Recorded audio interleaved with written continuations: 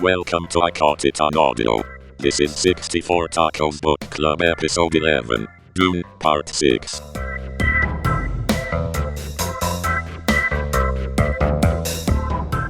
Hello and welcome to I Caught It on Audio. Today we are doing our 64 Tacos Book Club podcast. This is our sixth and final episode in which we will be talking about the Frank Herbert Sci Fi classic Dune. We're going to be covering the second half of Book 3, and Matt is going to start us off with a brief summary of the events in this section. All right. We start out with Paul in a coma from drinking the water of life. He's been out for like 3 weeks, and then he comes to, drinks more water, and goes back out. Because he's Paul. There's a lot of fighting. Because he's Jessica's daughter, as Cheney points out. Yes. Or Jessica's child, as Cheney points out. I don't know how he identifies. Yeah, we know what Frank Herbert thinks, but yeah, nobody asked Paul. No. The Baron and Emperor are bringing their forces to bear on Arrakis. There's a lot of fighting and more fighting, and then there's an attack where Paul's son dies. Then the Fremen attack the city on sandworms. The Baron is killed by Paul's little sister, Aaliyah. The Emperor's cornered. Paul threatens to destroy the spice. Feyd-Rautha fights Paul in hand-to-hand combat after Gurney complains for way too long. Yes, he did. Oh my gosh, it was so long. Stop being a little bitch, Granny Halleck. You ugly lump of a man. Paul kills Feyd-Rautha after a lot of talk about a needle on his girdle. And then Paul threatens to destroy the spice if the Emperor doesn't advocate and let him marry his daughter. It ends with the mother of Paul's dead son and Jessica talking about how they'll be remembered as the true wives, even though they weren't the real wives. My first question is, did Jessica need to actually get involved with removing the poison from the water? Because Paul says that he already removed it. I don't think she did. I think that maybe I'm misunderstanding this, but the way I read it was she was putting some in her mouth so she could change it while it was in her mouth, and then they could give it to him. And he went straight to the source and was like, no, it's all good, and just drank a handful or a cupful or whatever and was fine. But maybe I misread that. That's how I read it, Dan. Yeah. Paul was laying there, and then Cheney fingers his nose with the water on her fingers. He gives a little sniff. And then Jessica takes a little drink and changes the poison. And then Paul wakes up and says that she doesn't have to do that. I don't think she actually has changed she was about to do it, I think. I don't know. I don't remember exactly what the timing was, but the important thing is that he didn't need her to do it because it was already safe for him. So then why was he just chilling there? Why didn't he wake up? What woke him up? I don't know. Was it when Channy put the water under his nose and sort of brought him out of his trance? I mean, he didn't know how long he'd been under. He was just having seeing visions, right? And they didn't seem to know why he was in that coma-like state. And so I think it was Chaney that was the one that discovered or figured out that he must have had the water of life, and that was what put him in that state. Right. But yeah, I felt this part was a little bit confusing as well as far as how they got him out of it, how they got him out of the trance, and why he needed to be in the trance for that long as well. But that was, from the previous section, it was he wanted to go and have the water of life to get the prescience back. He was sort of losing that as his spice tolerance went up. And so this was the extreme amount that then put him in that trance state. Maybe he just needed to be in that state for as long as it took for him to figure out what he needed to figure out and see the future, or see the now, as he referred to it. Yeah, it's all pretty vague. All the sort of voodoo of the spice and what it does with Paul's brain. Like in the entire book, it's all kind of vague. It's hard to really pin down exactly what he means because of the way the language is used. But it's one of those things that you just kind of have to accept as, okay, he's got magic powers, you know. And it could also be that maybe the presence of Cheney was the thing that helped him come out of it. Maybe he was just sort of waiting for that, for something familiar and inviting to come and stick her finger under his nose. Yeah, I mean, it was either her presence or it was somebody putting the water of life that close to him, where he could sense it.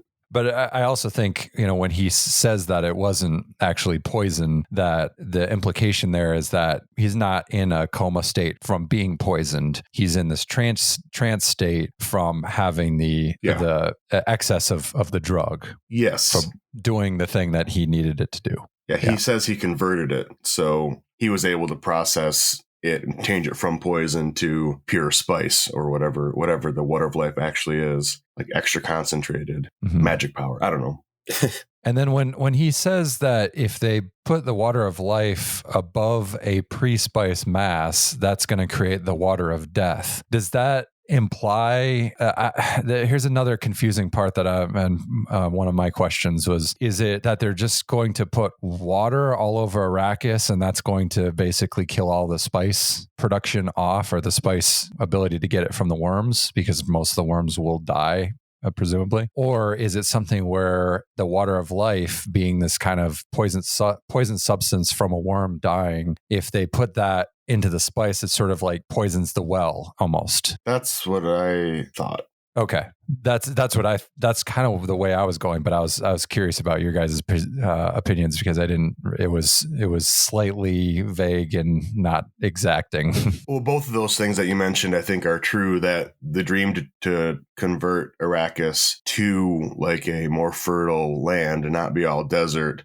If you complete the dream, then there are no sandworms, right? So that's true, but there's a specific idea he had, which was, if we put this poison to everybody else who's not me, the magic man, on above the spice, we can just do that to all the spice reserves, and then nobody can have spice, because they can take it, but they'll die. That was what I was thinking, but it isn't super clear. I don't think. If anybody else has any better interpretations or alternate interpretations, I'd welcome them. No, that was all very confusing. Why did there need to be the spice thing if the water of life is already going to kill everyone, like who is not a Bene Gesserit witch or Paul? Why did they need to? What did that have to do with anything else? Why did they need to turn it into water of death? I didn't understand one bit. Well, I think it's because people, they'd poison the spice, right? People need spice. Like metaphorically, it's water of death because it's killing all the spice. Yes, the spice would become water of death because, or maybe metaphorically, I don't know. It's vague, but people need spice for the guild, the navigation guild, and because everyone who's had it is addicted. So if they poison all the spice, then whether it's literally water of death or the idea of this water of life will become the water of death if we poison the spice, it would mean not only no more traveling between worlds because the Navigators Guild can't function, but also anyone who's had spice will die if they can't get more spice in the long run.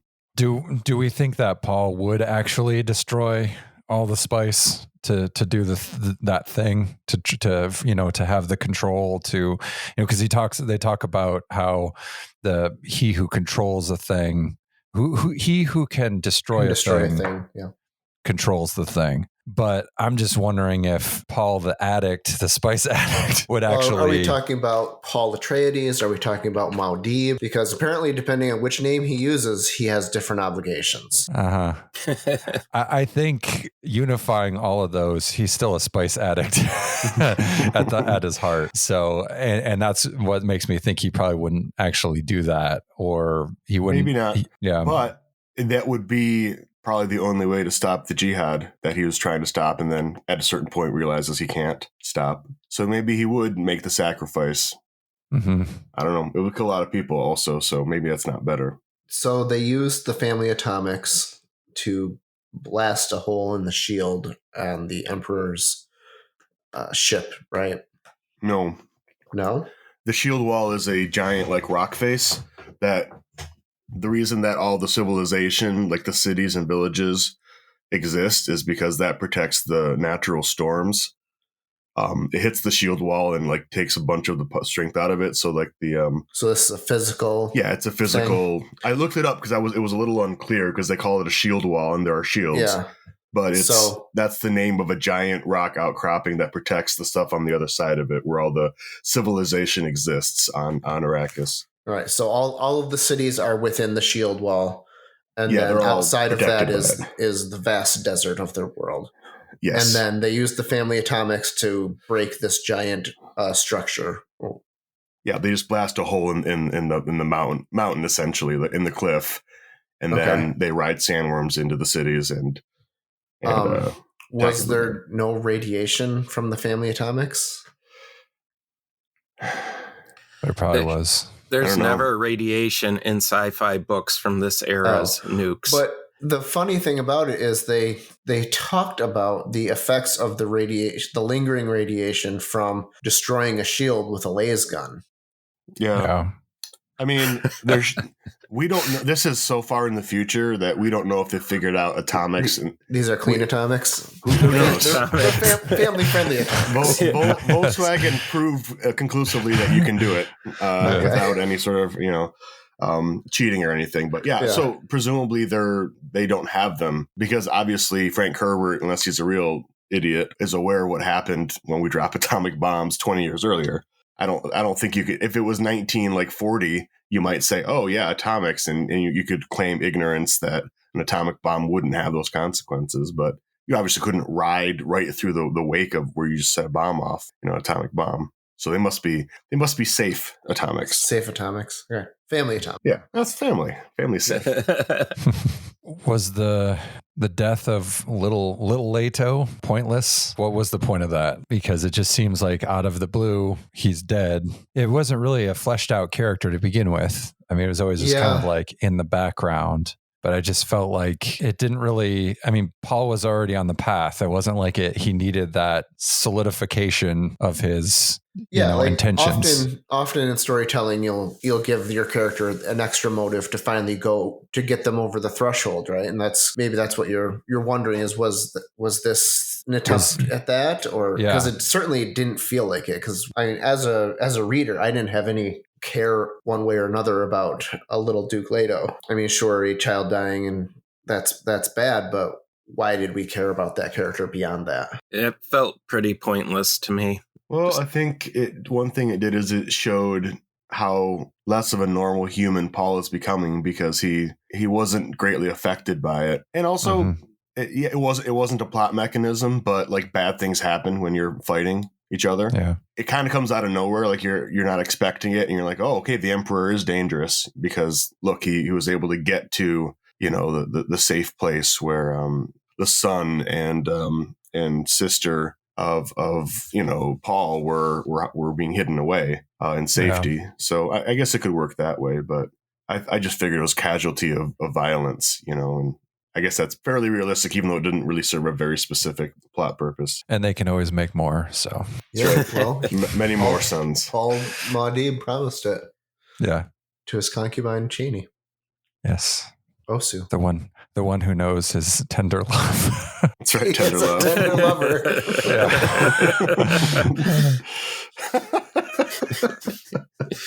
Famously.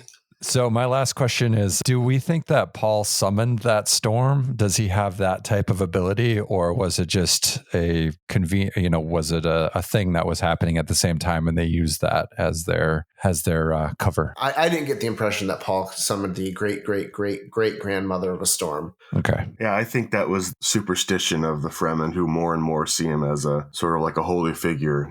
Like they were like, that's his storm, Yeah. But I think they were just taking advantage of timing. Like, here comes the storm. Now's our chance. Did you guys feel like it kind of wrapped up abruptly? Yes. I've always felt that about this book. Mm-hmm. It's like there's a lot going on, and then all of a sudden it's just a couple of chapter-ish things, because they're not really chapters, I guess. But no, certainly not numbered.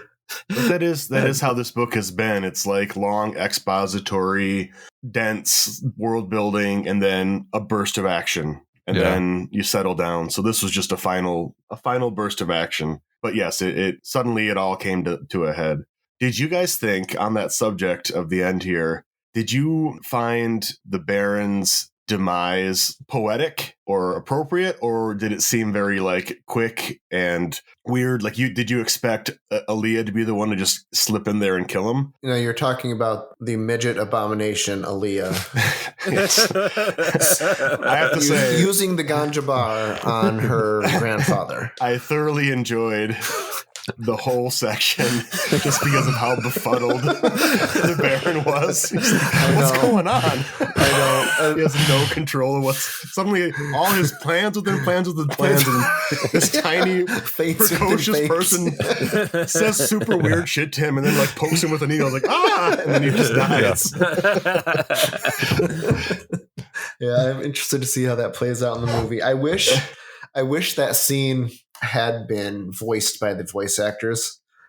Though I feel like it was also written for a little bit of comedy. I don't know. Maybe I'm reading too much into it, but it feels like it wasn't meant to be a big dramatic scene so much as this great comedy coming to a conclusion. They just don't expect her to act the way she acts. And so the comedy is in, she says something preposterous and weirdly wise and inscrutable. And they're like, huh? that's just a tiny kid. Right. Yeah. My other question was, did you think that the Reverend Mother Helena, Boheim, whatever her name was, did you think that she turned into a weird caricature compared to the way she was at the beginning of the book? Like, she is kind of lost it? Explicitly described her as a caricature of a witch several times in this last section. It seemed like a different characterization than what we got at the beginning, in the opening chapters of the book. Yeah, she definitely lost all her power and presence as well. Do we know what happened to her? I forget. I think she's alive. Yeah. She's still alive, right? Yeah. I think she's probably, she's the truth sayer for the Emperor, right? For the Emperor, right? And the Emperor is still alive. Yeah, he's alive, but he's going to be basically given his prison planet. His prison planet, yep. But she, of course, is a high-ranking Bene Gesserit, so presumably she can just withdraw back to her group, her weird breeding cult. But I don't think they really specify too much. I don't remember her dying, that's for sure. I will say I do kind of wish that we got another page or two of fighting from the duel at the very end. Yeah. I feel like it could have been stretched out a little bit and that would have worked. I don't know that it felt abrupt exactly, but there could have been some more drama in that battle. Yeah. Yeah. Yeah, that would have been cool. It was definitely enjoyable, that scene. Yeah. It was a nice little action sequence to wrap stuff up. And a good contrast to the other hand-to-hand combats that we've had, where now previously we had Feyd-Rautha against a slave, where he was destined to, he was going to win. It was predetermined he was going to win. And we had Paul against Jameis, which was, we knew, of course, the main character was going to win, but how was that going to play out? But now we had those two characters with their different fighting styles, and I thought it was really, really good. Yeah. And more of that would have been cool. That's when I first read the book, when I was too young to read the book to really understand it. That was one of the highlights for me, the very end sequence with the duel. And I think it holds up pretty well. But like I said, if they gave me more, I wouldn't be mad. So Matt, overall, what did you think of the recording of the book? I enjoyed it quite a bit. I liked the voice actors they used, and it was a lot of fun. Yeah, I enjoyed it too. I wish it had been all voice actors and the narrator doing the narrator parts. I think that would have been better. Previous books that I've listened to, when it's just a narrator reading and then doing, mild voices, I like that. And then I really like the full production with like the Narnia series that I have. And I think that's better overall. And it's good to have just part of it being narrated or voiced, I guess. It kind of detracts from when the narrator's voicing. Like, I don't mind it if the narrator doing the voices, if they're the only one doing the voices. But I feel like it falls a little short when you've got scenes where there are professional voice actors reading the lines, and then you have other scenes where you've got some guy reading the Baron's words and whatnot. So Yeah, it's like a weird half measure. Like, why do it halfway? Did they just run out of money, or I don't know. I don't know. This was 2015, I believe, is when this was produced. So, jeez, I don't know if the movie was on the horizons at that point. I'm sure they were talking about it, but yeah, but yeah, it's not like it's an old recording of it. It's very very recent. Zach, how much of it did you wind up listening to? I listened to parts here and there, and then this last section, I read it, then listened to it in the car when we were driving. Okay. And yeah, I'm of the same opinion. It would have been nice if it was consistent throughout. And there were parts where I noticed where the spoken parts were, done sort of in this back and forth way, but then there were little bits about, the way people said things or little background bits that went between that just got completely dropped and left aside. So it's kind of an inferior product. If it's saying something like you said in a matter of fact tone or whatever, then okay, that's how the line is delivered. Okay, cool. Right. That works. But when there's other little pieces in there that give little hints about the intentions or what the person is kind of thinking, and that just gets completely dropped out because they're doing the play thing, the back and forth dialogue stuff. I don't know. It seems like you're missing out on some stuff there. And had they done it more consistent throughout the whole thing, then they could have just had it where the voice actors do their parts and then the narrator fills in all the blanks for everything else. Yeah. After listening to this section twice through, like I'd done with all the other sections, I decided that I'd try to listen to the entire book straight, and I got through most of it. There were a couple things that I had questions about from earlier. Whatever happened to the knife that Mapes gave to Jessica? Did that ever come back around? Now, was that the knife I don't think so. Paul used against Jamis, or was that one from Channing? I'm trying to remember now. I don't think that it was the knife he used against Jamis. No. Yeah, okay. I thought it might have been that, but I don't actually remember one way or the other. Because a really big deal was made out of that knife. Yeah. And how it was important to get to Jessica. And then we never got a payoff on it. So I thought that was a little disappointing.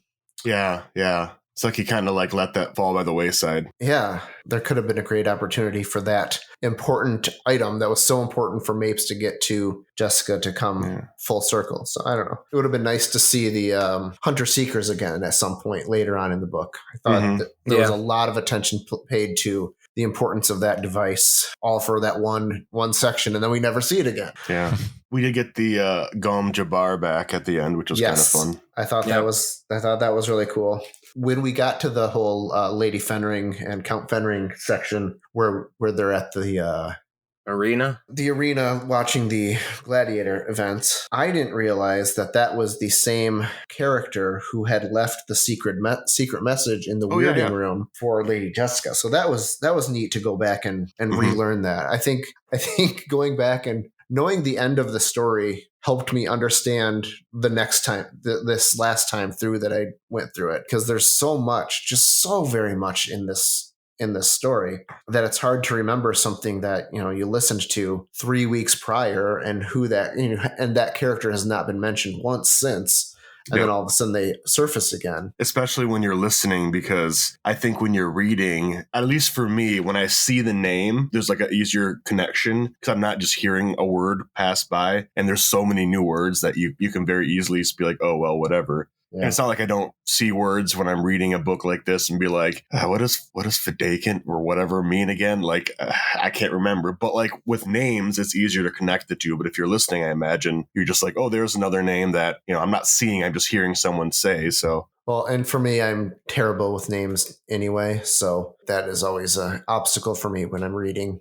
But you caught it the second time without any issue, right? But yes, going back, having listened to the gladiator scene and then the final scene where Lady Fenric is, again, I caught the name in the opening scenes where Jessica's in the weirding room. And I thought that was neat. This is one of the cool things about the reasons that I like to reread books that I know. I mean, part of me is you could be reading a new book, but it's a little bit like rewatching The Sixth Sense. Spoiler alert. When you know how it ends, you can see the clues that are, the little intrigues and stuff. Because you're like, oh, I see why they're doing that, right. Which it can just pass by you the first time, because you're like, I don't know what's important or essential. Yeah. And, when you go back again, then you start to see the big picture because you know how where it's all headed. What's each one of you guys' favorite part of the book?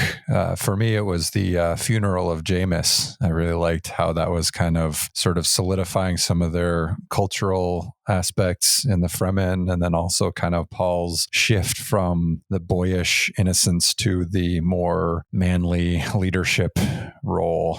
When I first read the book, my two favorite parts were the opening when he's being tested by the mother, the Reverend Mother, at the very beginning of the book, and then the very end of the book where he has the duel with Fade Rautha. But now I think my favorite scene this last time is the whole confrontation when Aaliyah kills her grandfather. That whole scene was just really, really enjoyable this time around. I think for me, it was any time that the voice actor was voicing the Baron Harkonnen, because he was phenomenal.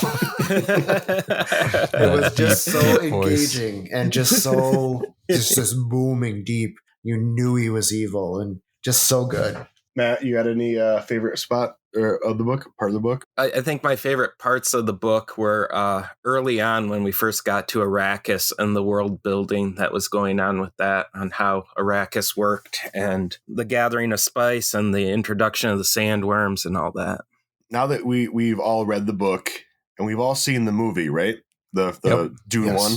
Yes. Yep. Did you think any of the casting was especially good or was especially bad? Does anything jump out at you as being either incongruous or exactly correct? I think the casting of Josh Brolin as the ugly lump of a man, Gurney Halleck, is a little inadequate. Yeah. Well, it's like Tyrion in Game of Thrones. You're like, that is a very handsome man, and you want me to believe, like in the book, he's this sort of scarred, like misshapen, like he's all considered a freak, and you're like, no, that's just a good looking dude, right? Exactly, with like a scratch across his eye, right? So I think that's inadequate. I don't really remember too much of the first Dune movie. We're actually going to watch it this afternoon while it's still on Netflix. It's on Netflix till the end of the month, FYI.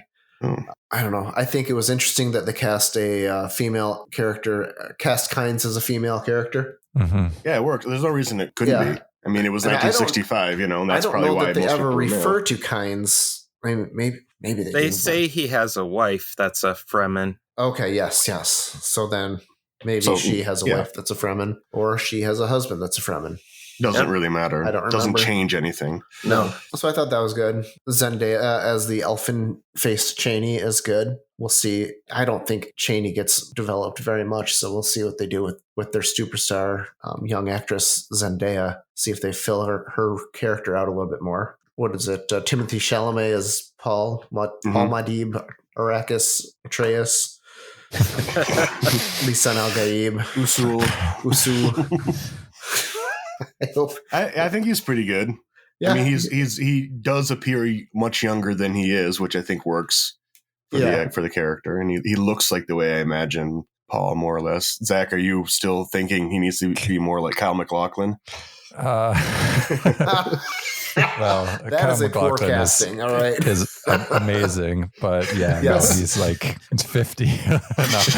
Kyle MacLachlan's been 50 for his entire career. Like that dude's always been in it, even when he was young. Yeah, I love him. Don't get me wrong. Oh, he's great, but it doesn't seem like Paul to me ever. No. Was Paul supposed to have like I think there was a part in this end part, maybe when he's kind of in the coma state where it says he has like a soft beard or something. Do you guys remember that? I didn't catch that. I do remember that. I'm just maybe it's curious just like if some Timothy Chalamet can actually grow some catfish whiskers. Yeah. But they got prosthetics. It's all good. Yeah. I think Javier Bardem as Stilgar is my favorite of the cast because he's just so really forceful in his way, and that it works perfectly for Stilgar. It's funny, I didn't remember who played Stilgar, so I had obviously seen the movie poster, and I saw that Jason Momoa was in it, so I assumed Jason Momoa was going to play a Fremen, play the Fremen, right? Play the big strong Fremen, and I don't know who does he wind up playing. He plays Duncan Idaho, Duncan Idaho. That's my least favorite casting, not because his personality is exactly wrong. His tone of acting is so different from everybody else's in the movie that it just stands out as being a little strange. Yeah. Yeah. I feel like the Stilgar character would be, I assumed it was going to be Jason Momoa because of his Game of Thrones character. There are some similarities between those two characters, Yeah. Brutal societies and all that stuff, but clearly that was not the case. Who plays Phaedra? It's going to be Austin Butler. Austin Butler. Yes, the guy who played Elvis. Yes, presumably he'll have a Memphis accent. Yep. Can only assume. So that'll be interesting. And who plays the Reverend That's, mother? what's her name? Charlotte Rampling. Yeah. And she has a sort of unsettling look to her, sort of a weirdness in her. She, as an actress, like she always has this sort of like weirdness to her. So I think that's pretty good casting. I really think that the Sarah Ferguson, is that it? Rebecca Ferguson, who plays Jessica, was really, really good casting. That was one of my favorites as well. Yeah, I don't remember that character from the movie. Well, she's only in most of it. I don't remember the movie at all. Like as we were listening to this, I was like, okay, I remember there were some dragonfly-looking ships that they flew around in. Those must be the Thopters. But man, beyond that, I don't remember the movie at all. I don't know. You seem to have some pretty good insights when you reviewed it initially. It sounded very well articulated. Well, for me, the David Lynch Dune from 1984 is much more. It stands out as being much more memorable, just because David Lynch is such a freak of nature with his style of filmmaking. Oh yeah, it's bizarre. And while it's by no means perfect, and it's not even that great of an adaptation, I think he does some he picked up on interesting things in the book and went and magnified them to their extreme in some cases. Mm-hmm. But yeah, it's for me, that's kind of the one that is always sort of present in my mind when I think of Dune film, Yeah. And I've watched the new one a couple times and I really like what they did with it, but it just doesn't have that same sort of memorable impact as watching a David Lynch film with a 50-year-old Kyle MacLachlan in the late 80s, early 90s. So there's something about that one that's always going to kind of be stuck in my mind. But that's your first, like you saw that before you read the book or anything, right? Yes. Yep. Yeah. So that makes sense. I mean, David Lynch, that was a bad adaptation, but still a good movie, like it's, that's the way I look at it. This is a much more faithful adaptation. Yeah. But it is less bizarre, but it is like the scale, the way that Villeneuve like films scale in all of his movies is really, really impressive. And I don't know if I've ever seen it done better. You get the sense of size and place that you get from the movie is really, really amazing. But it is a little more by the numbers for sure than 84 Dune.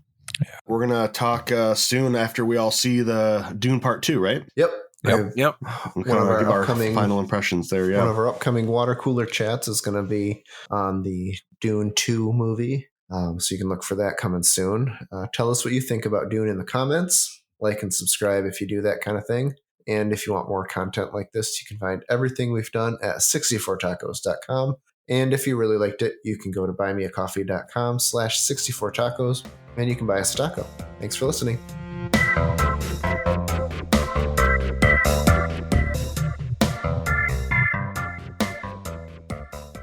I caught it on audio.